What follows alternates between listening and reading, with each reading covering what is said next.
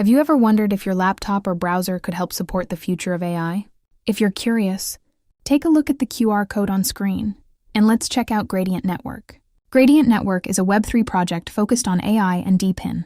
For most users, getting started is simple. Create an account, install the browser extension, and keep it running while you use your device normally. That's it.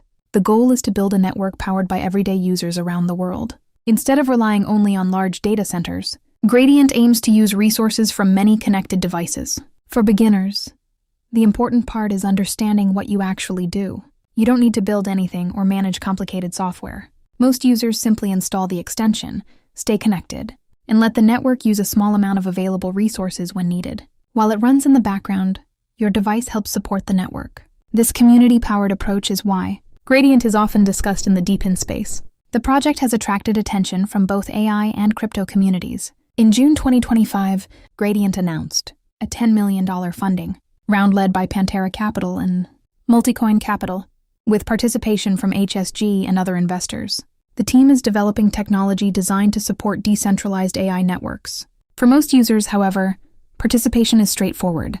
Sign up, install the extension, keep it connected, and check your dashboard from time to time. One benefit is learning more about AI, DePIN, and Web3 through hands-on participation. Some users also hope to qualify for future incentives depending on the project's rules. However, nothing is guaranteed. Gradient Network is still developing.